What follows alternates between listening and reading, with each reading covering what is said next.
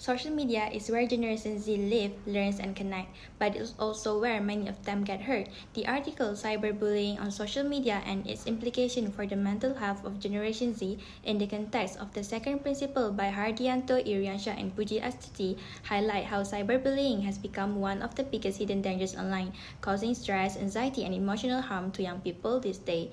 What makes this issue even more important is that it goes against the second principle of Panchasila, which teaches us to treat others with kindness and humility. When online spaces turn toxic, these values disappear. This topic shows how cyberbullying impacts Gen Z's mental health and why bringing back empathy and respect in our digital interaction is more important than ever. So before we proceed, let me introduce to you our group members. My name is Yusharina binti Nos and my fellow group mates Nurhana binti Zulkifli, Muhammad Daniel bin Muhammad Roslan, Muhammad Zafran bin Zainal, Nur Atira binti Zawawi, and last but not least, Wan Muhammad Haziq bin Wan Shahril. Now I'm going to give you a brief summary of the article titled Cyberbullying on Social Media and its Implication for the Mental Health of Generation Z, authored by Hardianto and others. The article focuses on cyberbullying and its significant impact on Generation Z in Jakarta. Specifically, it examines how cyberbullying contradicts the second principle of Pancasila, which advocates for treating everyone with fairness and humanity. The article identifies several forms of cyberbullying, such as harassment, manipulation, degradation, and flaming. These actions have a severe impact on the mental health of victims, leading to issues like stress, anxiety, depression, and even suicide. The author argues that cyberbullying undermines human dignity and the mutual respect central to Panchasila's second principle. Furthermore, the article emphasizes the need for greater awareness about cyberbullying, particularly among Gen Z. It suggests that social media users should observe self-awareness and self-control to avoid becoming victims. It also advocates for the further application of Panchasila's values to mitigate the harmful effect of technology on society. Finally, the article concludes that we must act responsibly when using social media, enact laws to prevent cyberbullying, and promote values that encourage positive behavior, especially among younger generations. That's a brief overview for the article. Thank you for listening. Assalamualaikum and a very good day to everyone. My name is Yusharina binti Nos and today I'll represent the issue of the article by Hardianto, Iriansha, and Puji Astuti, which focuses on cyberbullying among Generation Z, especially on Instagram and TikTok, and how it affects mental health. The authors connect this problem to the second principle of Pancasila, which highlight humanity, equity, and civilized conduct. The idea is that cyberbullying clearly violates the value of kindness and respect that Pancasila promotes. In social media spaces, young people have a lot of freedom to interact without much control, and unfortunately, this often leads to harmful behavior. The article identifies several key problems. First, the most common form of cyberbullying include harassment, denigration, impersonation, flaming, and trickery like blackmail. This usually happens through commands, stories, or even private messages. Second, the impact of this action is significant. Victims often experience stress, anxiety, loss of confidence, social phobia, and even academic decline. In most severe situations, the emotional effect can develop into long-term problems such as depression.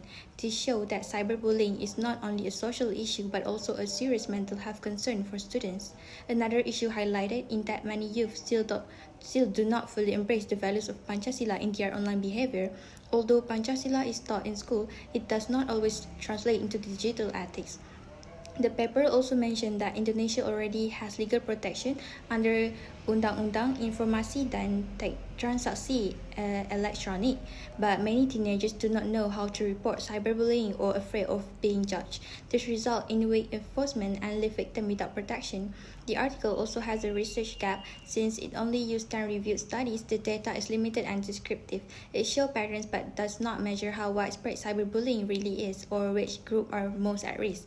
Despite this limitation, the article successfully raises awareness and provides an Indonesian cultural perspective through Pancasila.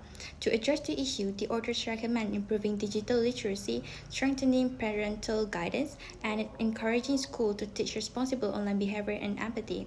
Schools should also make reporting easier and provide counseling support.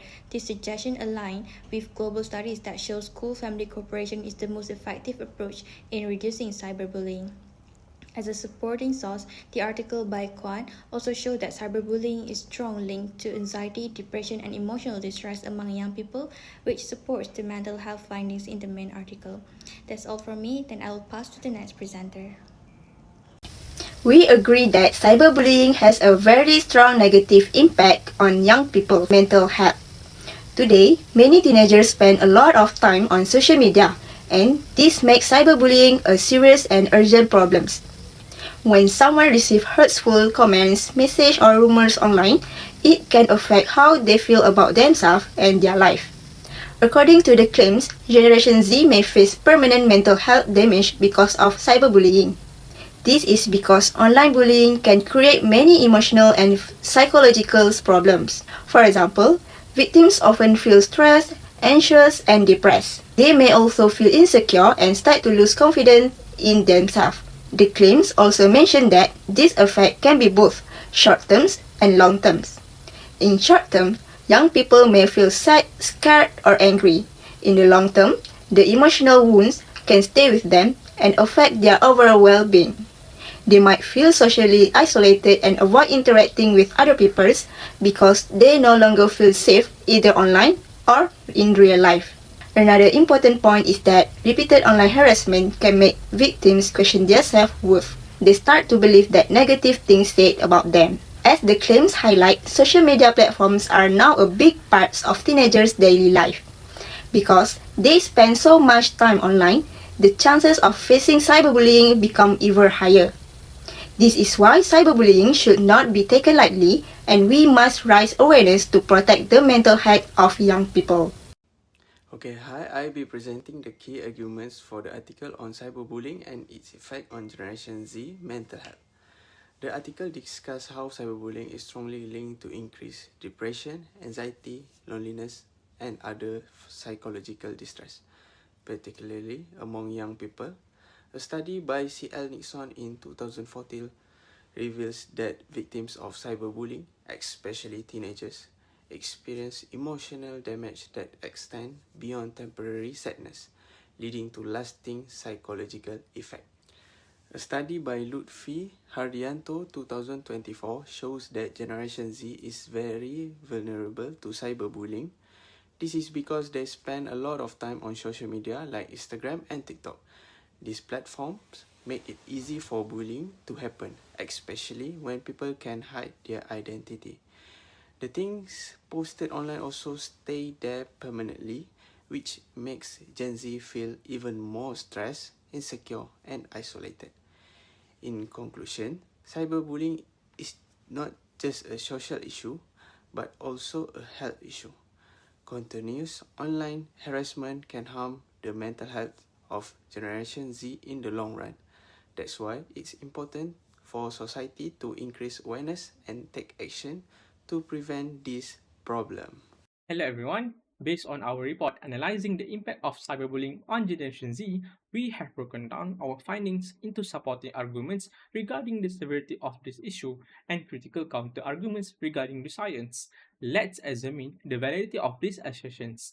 First, looking at the supportive argument, the validity of our report is evidenced by studies consistently linking cyberbullying to mental disturbance symptoms. However, one key study highlights the role of student connectedness. It demonstrates that the detrimental effects of bullying are significantly less severe when students feel supported and included at school. This tells us that the education is a powerful tool. When young people are educated to identify harmful behavior and ask for assistance, they create a safer environment that actively shields them from psychological harm. On the other hand, we also must consider that the counter argument that not every victim experiences long-term negative effects. Some individuals may display significant resilience. Recent research contextualized this. It was found that long-term harm is often linked to a lack of resilience factors. Specifically, the data highlighted that the positive school experiences and strong parent-child communication act as protective buffers. Essentially, while resilience exists, it is not automatic. It relies heavily on presence of supportive family and school structures. We can conclude that while individual resilience varies, the need for preventive measures is undeniable. By fostering and connecting with the communities, we can reduce the long-term risk for vulnerable students. Thank you. We go to theory and concept that related with this article. The first one, cyberbullying and impact on mental health. Cyberbullying is a harmful behavior that occurs online when one individual or group repeatedly targets another person with the intention to intimidate, humiliate, or isolate them. So, for this behavior can have serious emotional consequences, leading to feeling of distress. Social physiology theories suggest that repeat harm, whether verbal, physical, or physiological, can significantly affect individual emotional well-being. Now, according to Hadley, 2024, the emotional distress caused by such behavior can be several, leaving long-lasting effect on the victim's mental health. So, in addition, by Bandung Social Learning Theory by MC Leo 2025, explain that people tend to learn behavior by observing others. So this means that those who are bullied or even those who witness bully may develop similar behavior or emotional response. So the victim sense of safety and self-worth can be several impact, leading to anxiety, depression, and low self-esteem. So, if not addressed, this physiological effect can continue to affect the individual for a long time. This highlights the importance of recognizing and address the emotional damage caused by cyberbullying. The effect may not always visible but can be long lasting if the trauma is not properly treated or avoided. So, therefore, it is crucial to take steps to prevent and resolve cyberbullying to protect individual mental health. The second principle of Pancasila, which emphasizes humanity that is just and civilized, highlight the importance of respect, human dignity, rights, and equality for all people, regardless of their background. So, by Hayunitas 2023, cyberbullying directly violates this principle by undermining a person's dignity and rights, often through unfair or unequal treatment. When a bully sees themselves as a superior to their victim, it creates a power imbalance which is infringement of justice. So, according to social physiology, this power imbalance strips the victims of their right to equality and respect. Hence, cyberbullying is often masked by the bully's sense of superiority. This behavior clearly goes against the principle of justice in the Pancasila. Last one, we go to legal and ethical dimension that explain that although Indonesia has the information and electronic transaction law, which is ITE, to fight cyberbullying, they probably still continue because the law is not properly enforced. So this shows gap between what the law says in the theory and what really happened in practice. Laws that are meant to protect human dignity cannot work fully if they are not supported by the value and culture of the society. The author also highlight that the law practice of Pancasila value such as respect, justice, and mutual love make the issue of cyberbullying even worse. This is connected to the culture theory of sociology by Crossman 2019, which say that people behavior are strongly influenced by the norms and value in their society.